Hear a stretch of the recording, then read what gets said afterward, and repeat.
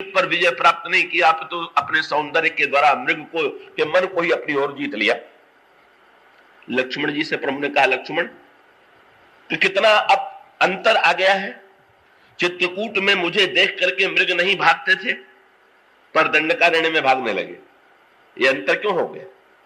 भगवान राम ने कहा कि लक्ष्मण, पशु पक्षी भी मनुष्य के स्वभाव से परिचित हो जाते, तो चित्रकूट में मेरे अंतःकरण के प्रेम के प्रति मृगों के मन में विश्वास था, इसलिए मेरे पास चले आते थे। लेकिन जब से मैंने एक मृग पर प्रहार किया है, तब से मृगों का विश्वास मेरे ऊपर से चला गया, इसीलिए अब मुझे देख करके मृग भागने की चेष्टा करते हैं। लक्ष्मण जी ने कहा, महाराज लेकिन मृग भागते ही तो नहीं हो, तो रुकते भी हैं। तो प्रभु ने कहा, बस यही तो मैं तुम्हें बताना चाहता हूं कि मुझे देख करके जब ये मृग कल्पना करते हैं कि नहीं नहीं, ये चित्रकूट वाले श्री राम नहीं रह गए, उनका हृदय वो अहिंसा व्रत वाला नहीं रह गया, उनके हृदय की प्रीति नहीं रह गई, और ये बाण का प्रहार करने कर सकते हैं, तो वे भागने की चेष्टा करते हैं। पर ये रुकते क्यों हैं? भगवान राम ने कहा, जो मृगों की पत्नी मृगियां हैं वो बड़ी बुद्धिमान, उन मृगों से कहती हैं कि मत भागो। मृगों ने कहा कि भाई ये तो बाण चला करके मारते हैं, क्यों न भागे?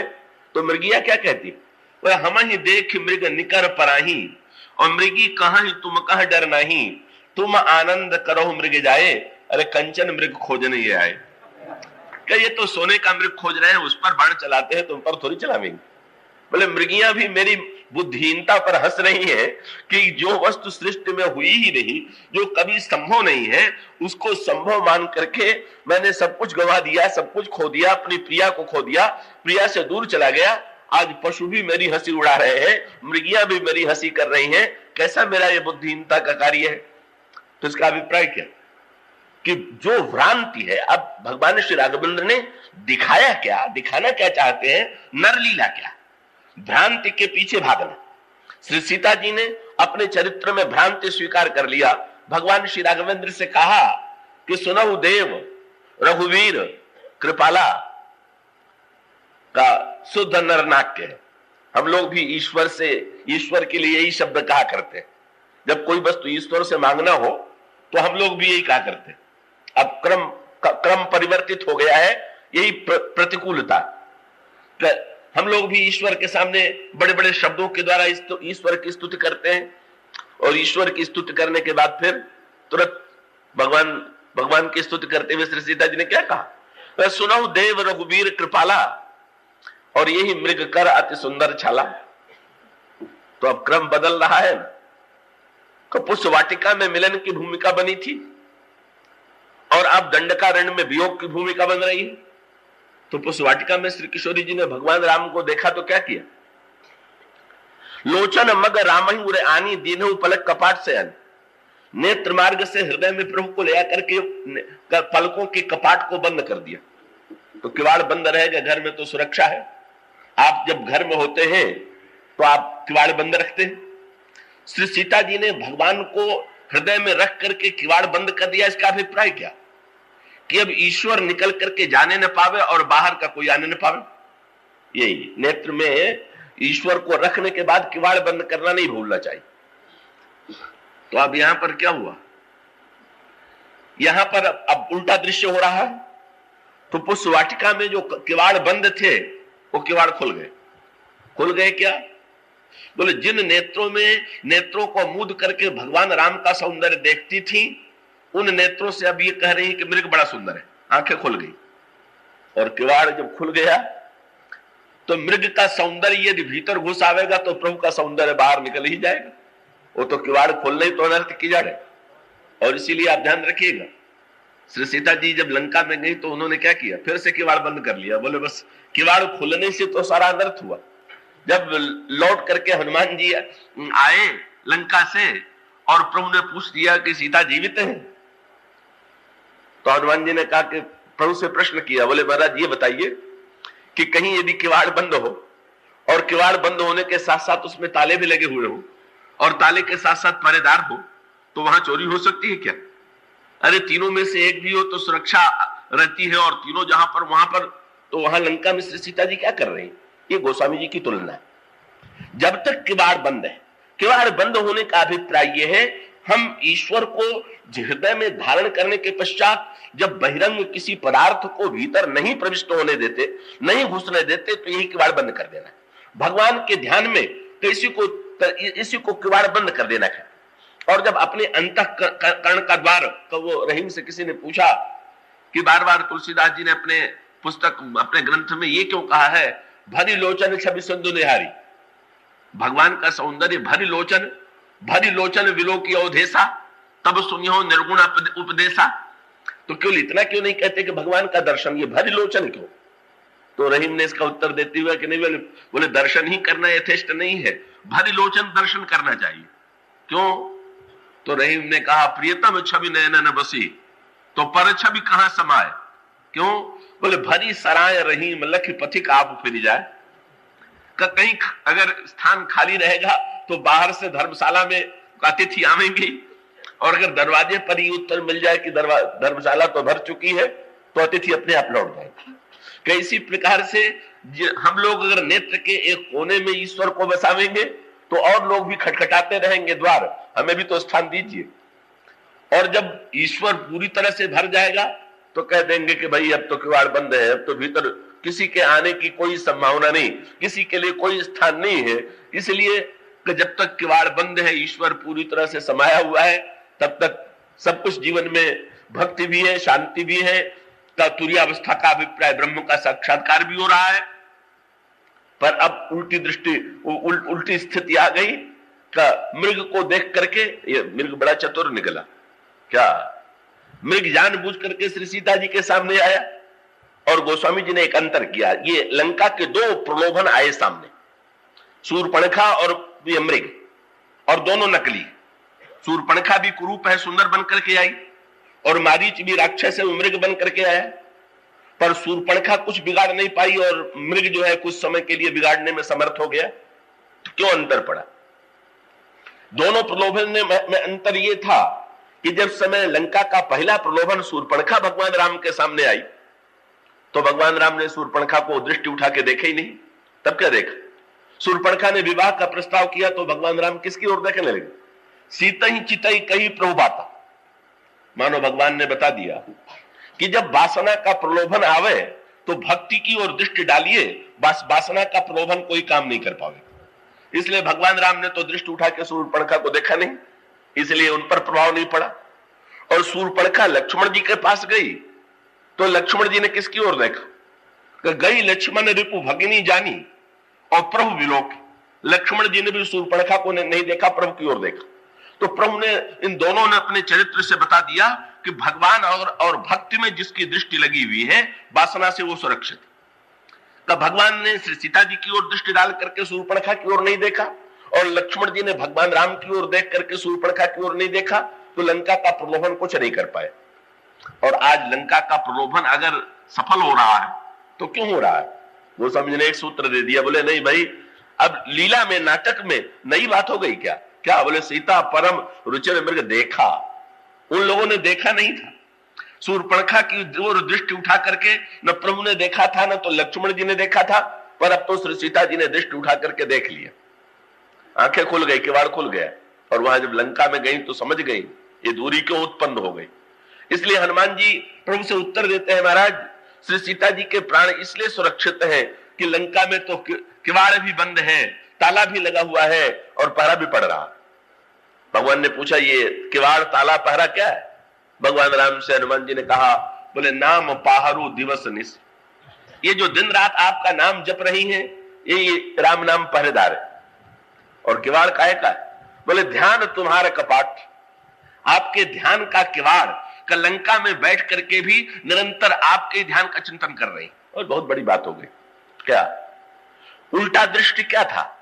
बोले जब दंडकारण्य में प्रभु के पास बैठ करके मारीच पर दृष्टि चली गई तो दूरी आ गई, और दूर में जब दूरी में लंका में बैठ करके प्रभु का ध्यान आ गया, प्रभु के ध्यान में पुनः डूब गई तो प्रभु समीप हो गए। ये दूरी और सामीप्य शरीर का नहीं है।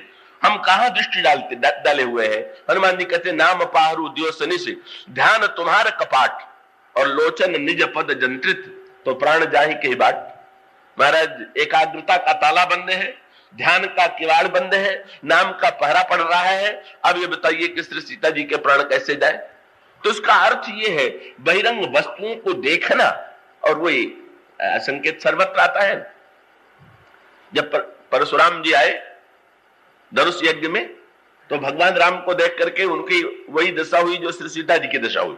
क्या पुष्पवाटिका में श्री सीता जी ने देखा तो श्री सीता जी के नेत्र थके नैन रघुपत छवि देखे, और परशुराम जी ने जब भगवान राम को देखा तो गोस्वामी जी ने कहा कि भगवान श्री राघवेंद्र को देखते हुए परशुराम जी पुण्य चरणन, जिसमें दोनों भाइयों ने आकर के प्रणाम किया। विश्वामित्र मिले दो भाई, पद सरोज मेले दो भाई, राम लखन दशरथ के ढोटा, दीन आशीष देख भल जोटा, और राम चित रहे थके लोचन। तो जो दशा श्री सीता जी की पुष्पवाटिका में है वही धनुष यज्ञ में परशुराम की, उनके नेत्र भी थक गए। पर श्री सीता जी को इतना सुख मिला पुष्पवाटिका में, परशुराम जी का सुख स्थिर क्यों नहीं रहा? भगवान राम को देख करके अगर नेत्रों में वही सुख वही धारणा आई, बोले अंतर पड़ गया। क्या श्री सीता जी के नेत्र जब थके तो भगवान राम को नेत्र में हृदय मंदिर से ले आकर के और किवाड़ बंद कर लिया। और परशुराम जी की समस्या क्या है कि एक तो किवाड़ नहीं बंद करना चाहते, किवाड़ बंद करने के अभ्यासी नहीं रह गए, इसलिए लक्ष्मण जी ने व्यंग कर दिया। लक्ष्मण जी ने जिस समय परशुराम कहने लगे इस लड़के को मेरी आंखों से दूर कर दो, तो उन्होंने कहा बस आपकी समस्या मैं समझ गया। क्या उन्होंने तुरंत व्यंग में अपने हृदय में कहा, बेहसे लखन कहा मन माही मुदहु आंख कतहु को नहीं। महाराज आपको किवाड़ बंद करना नहीं आता, आप इसी चिंता में है कि कोई बाहर सड़क पर न दिखाई दे। तो सड़क पर कोई न दिखाई दे इसका एक उपाय तो है कि सड़क पर कोई चलने न पावे, और दूसरा उपाय है कि आप अपना जो सामने वाला दरवाजा है वो बंद कर लीजिए, कोई सामने चल भी रहा होगा तो आपको नहीं दिखाई देगा। तो आप ये जो चेष्टा करते हैं, बोले यही तो समस्या है कि आपने एक बार साक्षात प्रभु को देखने के पश्चात भी अंतर्मुखता आप में नहीं आई, आपने भीतर देखने का अभ्यास नहीं किया, यही तो आपकी समस्या का जड़। और वहां गोस्वामी जी ने संकेत किया परशुराम जी की समस्या क्या, जब तक भगवान राम को देखते रहे परशुराम जी आनंद में डूबे रहे, पर अचानक परशुराम जी भगवान राम को देखते देखते कहां देखने लगे? बोले भगवान राम को देखते देखते परशुराम जी अचानक उनकी दृष्टि चली गई दूसरी ओर, और दृष्टि कहां चली गई? बोले देखे चाप, शंकर जी का धनुष उन्होंने देखा, और जो धनुष देखा तो गोस्वामी जी ने व्यंग्यात्मक भाषा लिखी। क्या देखे चाप खंड में ही डारे, जो टूटा हुआ खंडित धनुष था वो पड़ा हुआ। गोस्वामी जी का व्यंग था ये है कि अखंड को छोड़ के जो खंड को देखेगा उसकी दशा यही होगी। पहले अखंड को देख रहे थे, खंड को देखने लगे। अखंड ईश्वर है और संसार के जितने पदार्थ है सब खंडित। तो जो अखंड से उतर करके खंड में आवेगा, चाहिए ये कि खंड से अखंड में जाए। ये जितने खंड है इनको देख करके इससे ऊपर उठना चाहिए कि ये खंड में जो कुछ दिखाई दे रहा है वो कहां से आए। तो खंड में जो आया हुआ है वो अखंड से आया हुआ है। ईश्वर अंश जीव अविनाशी चेतन अमर साज सुख राशि। लेकिन जहां अखंड से खंड में दृष्टि पड़ेगी अनर्थ हो जाएगा। और आरण्य कांड में श्री किशोरी जी ने अब हम बच्चों को सावधान कर दिया। यहां पर गोस्वामी जी ने दूसरा व्यंग्यात्मक शब्द लिखा, वहां अखंड से खंड की बात लिखी और यहां व्यंग्यात्मक शब्द क्या लिखा? बोले आनहु चर्म कहत वैदेही, वैदेही ने कहा कि चमड़ा ले आई। बोले जो देह से ऊपर उठे हुए की कन्या थी, जब उनकी चमड़े पर दृष्टि चली गई तब तो फिर अनर्थ ही हो गया। वैदेही की दृष्टि जब तक ईश्वर पर थी का, बस देह से ऊपर उठी हुई दृष्टि जब तक थी तब तक समस्या नहीं थी, पर देह से ऊपर उठने के स्थान पर मारीच के देह पर दृष्टि चली गई, मारीच सुंदर प्रतीत होने लगा, तो अखंड से खंड में आइएगा तो अनर्थ होगा, विदेह से देह में उतरिएगा तो अनर्थ होगा। और ऐसी स्थिति में तो यही दूरी का ये जो भ्रांति हो गई, ये प्रतीत होने लगा कि ये मृग तो बड़ा सुंदर है, और सुंदर है तो भगवान राम से अनुरोध करती है क्या सत्य संध प्रभु बध करिए। श्री सीता जी एक क्षण के लिए भी भगवान राम की दूरी असह्य है। बड़ा मधुर चित्र गोस्वामी जी ने प्रस्तुत किया है। प्रसंग छोड़ने पड़े मुझे क्योंकि पूरी व्याख्या नहीं की जा सकती। तो गोस्वामी जी ने क्रमशः ईश्वर से संबंध कैसे घनिष्ठतम होता है, श्री सीता जी ने ये जनकपुर के प्रसंग में इसको प्रकट किया। तो इसके 4 स्तर है, पुष्पवाटिका, धनुष यज्ञ, विवाह का मंडप और कोहबर। तो पुष्पवाटिका प्रसंग में उत्कंठा जागृत हुई, व्याकुलता जागृत हुई, संबंध जोड़ने की भावना जागृत हुई, व्यग्रता, और भगवान राम को देख करके आनंद की अनुभूति तो हुई। पर मन में अभी आशंका बनी हुई है पुष्पवाटिका में। क्यों? जब लौटने लगी तो गोस्वामी ने लिखा, फेरी अपन पऊ फिर तू बस जाने, पता नहीं पिताजी की प्रतिज्ञा पूरी होगी तब न प्रभु को मैं प्राप्त करूंगी, प्रतिज्ञा पूरी होगी कि नहीं। तो पुष्पवाटिका में नाता तो जुड़ा पर संशय बना हुआ। अब उसके बाद और नाता गहरा हुआ, और नाता तब गहरा हुआ जब धनुष यज्ञ के मंडप में भगवान ने धनुष तोड़ करके वो जो मन में संशय था कि धनुष टूटेगा कि नहीं, वो संशय समाप्त हो गया तो मिलन हो गया। संशय समाप्त हुआ धनुष यज्ञ में, और आगे बात बढ़ी। श्री सीता जी ने जयमाल के द्वारा वर्णन किया, और धनुष यज्ञ की तुलना में फिर और आगे घनिष्ठता हो गई। कब? बोले जब जिस समय का विवाह के मंडप में भगवान राम ने पाणी ग्रहण कर लिया, तो एक क्रम है। ईश्वर को देख करके उत्कंठा जागृत होना ये पहली सीढ़ी है, तो ईश्वर की कृपा से संशय का नाश होना ये दूसरा पक्ष है, और ईश्वर हाथ पकड़ ले तो ये तीसरी बात।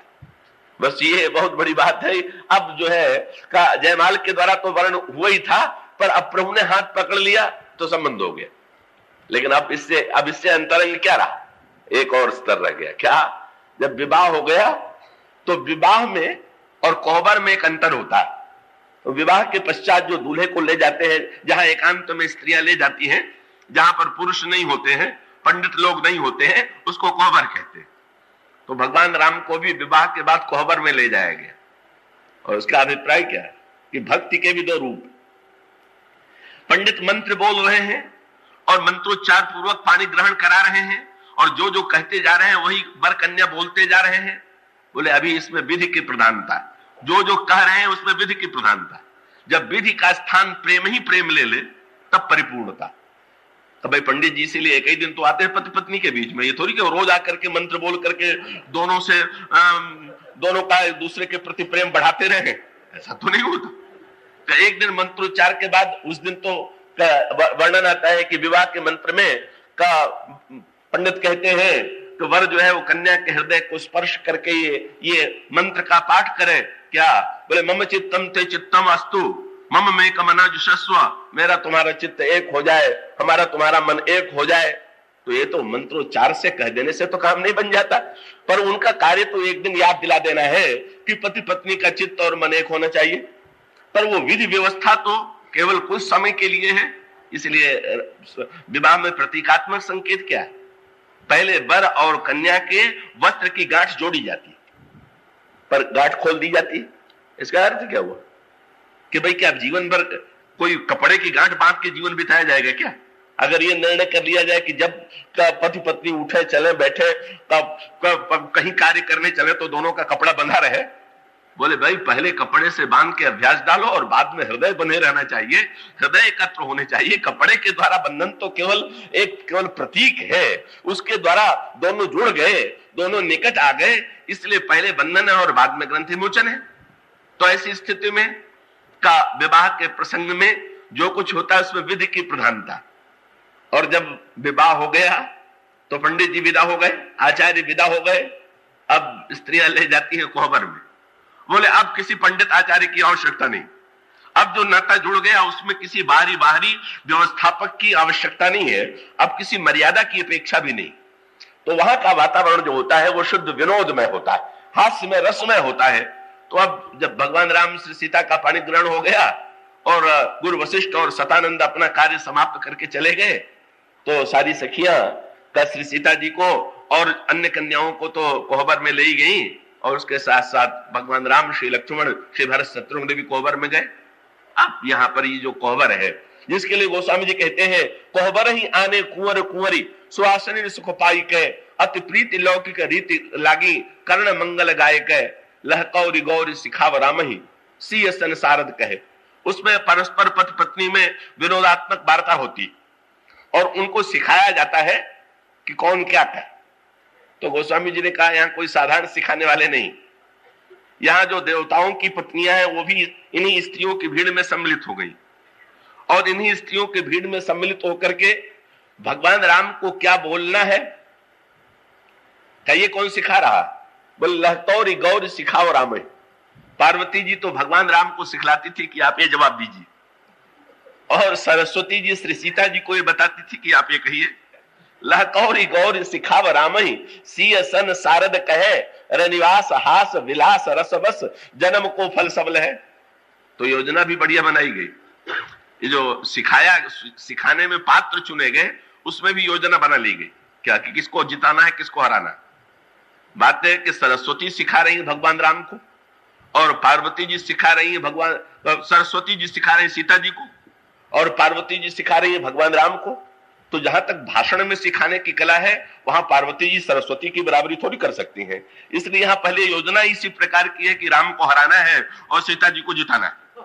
इसलिए परस्पर वार्तालाप में जो चुनाव किया गया है सलाह देने वालों का, वो इस क्रम से किया गया है। पर इस वार्तालाप में श्री सीता जी कहां है? तो वो तो यो तो जो कहा जा रहा है कह दे रही, पर गोस्वामी जी ने ये अंतरंग तत्व लिखा। यही सर्वोत्कृष्ट स्थिति। क्या आश्चर्य से सखियों ने देखा श्री सीता जी किधर देख रही, तो और सखियां जो है श्री राम को देख रही, सब ईश्वर को देख रहे हैं। तो श्री सीता जी भी तो श्री राम को देखें। पर गोस्वामी जी एक नई बात लिखते हैं जो बड़ी दार्शनिक और बड़ी कवित्वपूर्ण और बड़ी भावनात्मक है। गोस्वामी जी कहते हैं कि श्री सीता जी भगवान राम की ओर आंख उठा के देखी नहीं रही। सखियों को आश्चर्य है, पर आश्चर्य क्या है कि श्री सीता जी का हाथ बिल्कुल हिल नहीं रहा है, पलकें हिल नहीं रही और श्री राम की ओर देख नहीं रही है। तो फिर सखियों ने गहराई से देखा कि इतने देर से हाथ स्थिर है, हाथ को जरा भी हिलने नहीं दे रही है, पलकों को हिलने नहीं दे रही है, तो कारण क्या? तो गोस्वामी जी ने कहा श्री सीता जी श्री राम को देख रही थी, पर जैसे सखियां देख रही थी वैसे नहीं देख रही थी। क्या सखियां देख रही थी कि वो सामने के आसन पर राम बैठे हुए, और सीता जी कहां देख रहे? गोस्वामी जी कहते हैं बड़ा सांकेतिक वाक्य, निज पाणी मणिमह देख। श्री सीता जी के हाथ में मणि कंकण था, तो भगवान राम का जो प्रतिबिंब सीता जी के मणि कंकण में दिखाई दे रहा है, श्री सीता जी बस उसी को एकटक देख रहे। निज पानी मणिमह देख, प्रति मूर्ति स्वरूप निधान की। कवितावली रामायण में गोस्वामी जी ने कहा, दूल्हा श्री रघुनाथ बने, कदुलही से सुंदर मंदिर माही, और गावत गीत सबय मिली सुंदर, विप्र जुआ जुर वेद पढ़ाही। श्री सीता जी क्या देख रहे? बोले राम को रूप निहारत जानकी, कंकण के नग की परिछाही, और ताते सबय सुधि भूल गई, कर टेक रही पलटारत नहीं। पर बड़ा आश्चर्य है, अरे भगवान राम सामने बैठे हुए हैं, तो अपने मणि कंकण में देखने की क्या आवश्यकता है? सामने देख ले उठा करके दृष्टि। तो भौतिक तात्पर्य तो यह है कि सखियों के बीच में शील संकोच के मारे दृष्टि उठा के नहीं देख रहे,